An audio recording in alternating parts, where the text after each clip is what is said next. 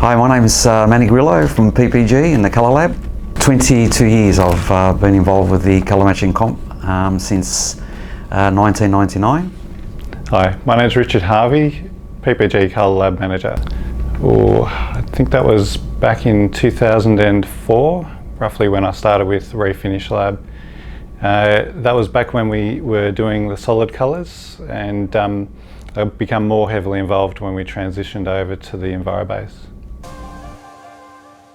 The colour matching competition had its origins back with TAFE centres, and their process was simply they would run the competition, and the paint manufacturers would support it with sponsorship and the paint materials and so on, and just providing some assistance with the training modules. That quickly evolved. That was in the early 80s, and which grew across from state to state. I believe it started in Sydney first, then was taken on by other states, and eventually everyone was pretty much doing it, and the decision was made to start the national competition and get all the winners from each state to compete against each other. Traditionally, the colour matching competition, we matched a colour starting from scratch, and we would have 1 litre samples of each tinter, and they would typically wet match the colour up until they got a reasonable starting point, and then sprayed out their first panel and begin adjusting that sample.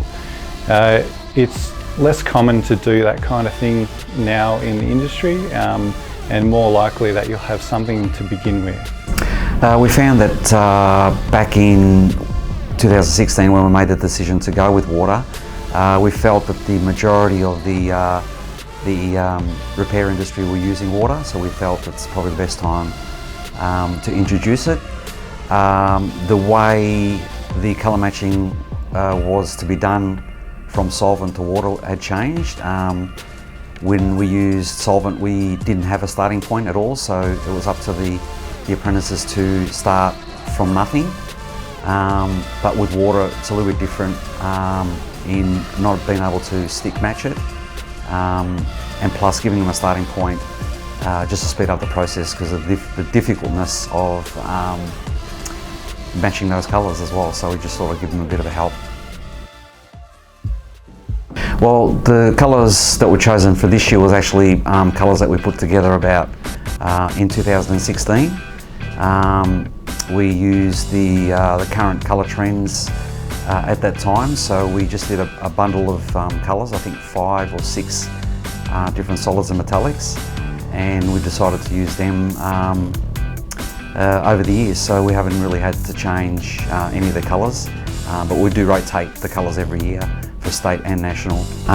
The solid, what we normally do is we line them up from best to worst, as in being the closest to the standard or the master they're matching to. And for the solid colour, it's a score out of 20. So we work out which is the best, and we give them a score out of 20, and then we work our way down. And also the difficultness of the colour is considered. Also blending and edge-to-edge matching, that we've got a score ratio between a good match and a fade blend match and a poor match. So we'll keep it within the scores of where it should be. With the metallic colours, we look at both the face angle and the flip, taking into account the whole colour. The scores are out of 15 for the face and 15 for the flip. So you get a total score of 30 for your metallic colours. And metallics are a bit more challenging because you need to consider how that tinter interacts with the aluminium in the formula. And it's a fine balance between getting that face right and the flip at the same time. So when we're assessing them, we need to use a combination of just natural light and a spotlight kind of setup. The spotlight helps us see the particles a bit better, and also see the travel to the flip a bit easier as well. For the competitions, I normally use either daylight or we have a light that gives it this, like similar to sunlight. That's at the state level. And when we judged it here, we got lighting, natural lighting that reproduces like normal light, which are D65 globes. And also we have a stronger light that represents the sunlight for that we only look for in the metallics for particle and to give us a bit of a guide or a better aid to judge the flip. Yeah, some were quite difficult, to be honest, because they were so close and hard to split them apart. In particular, the metallic colours, there were a couple of very close ones, and there were nuanced differences between them, but they were either one side of the standard that to be matched and the other one was on the other side. So really you could argue that they're equally as good as each other, but they did look different compared to each other. Some were, you could tell that the students had struggled a bit. They've gone in the wrong direction. Quite often, if you go the wrong direction, you can't come back without restarting again from scratch. Yeah, I wish everyone all the best of luck. Looking forward to hearing the end results. We've seen the colours, but we don't know whose panel belongs to which state.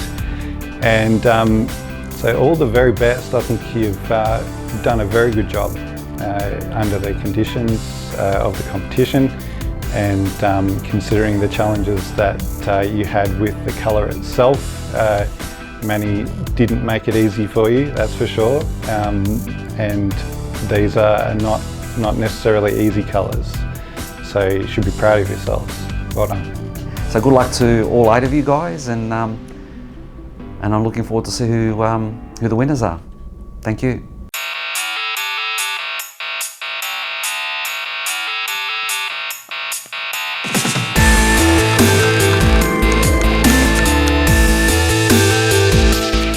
Hey guys, Frank from R-Star Design here. I'm here today to announce the winners of the 2021 colour matching competition. We finally got there, a bit of a delay, but all sorted now, and have some finalists here and also a few questions to answer from the guys at PPG. So we'll run through them first and then get through the prizes and finalists. A bit about R-Star Design. So pretty much a helmet design and paint is what I do, from anything from kids as young as 8 racing go-karts, supercar drivers, IndyCar, NASCAR, sprint car, pretty much anything and everything from anywhere in the world these days.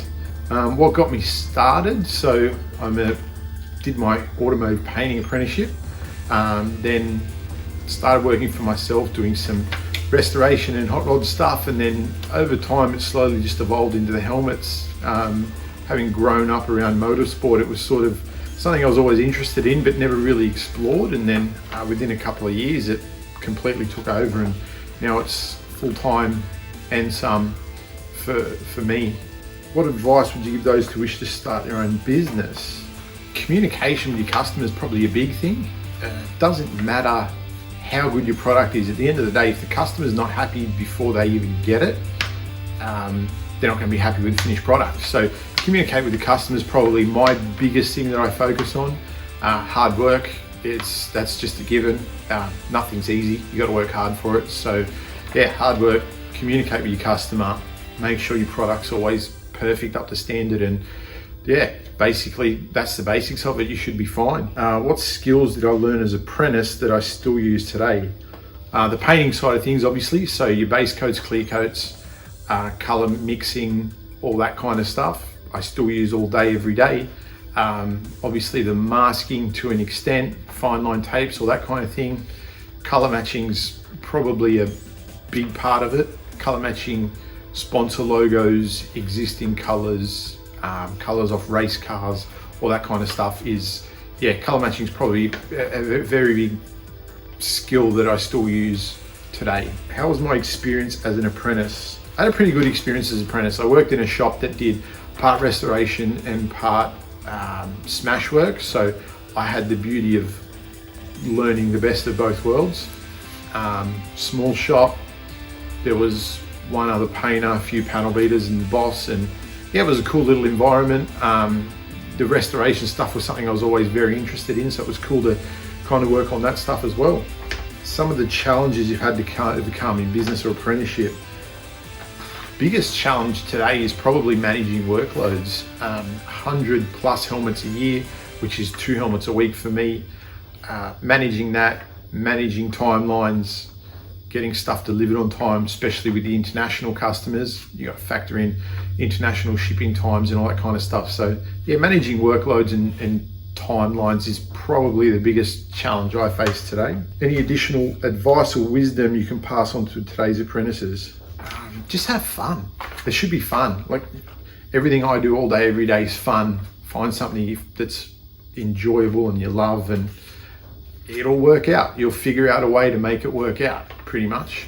All right, let's get to the winners of the colour matching competition. Best of luck to everyone that made it through the finals. Third place will receive a Mirka sander and a Sonos portable Bluetooth speaker. Third place winner is Zachary Jones from New South Wales. Congratulations, Zach. Second place will receive a Mirka sander and an Apple Watch. And the second place winner is Mirza Skrilel from South Australia. Congratulations, Mirza. And your first place winner will receive a SATA Vision 5000 hood, Mirka sander, PlayStation 5, and cool little PPG painted helmet as a trophy. The winner, first place, is Hayden Spence from New Zealand. So congratulations, Hayden. All those prizes coming everyone's way soon. Yeah, congratulations to all the winners, everyone who participated in the competition. You're better than I was. I was not very good at colour matching through my apprenticeship, so congratulations, well done.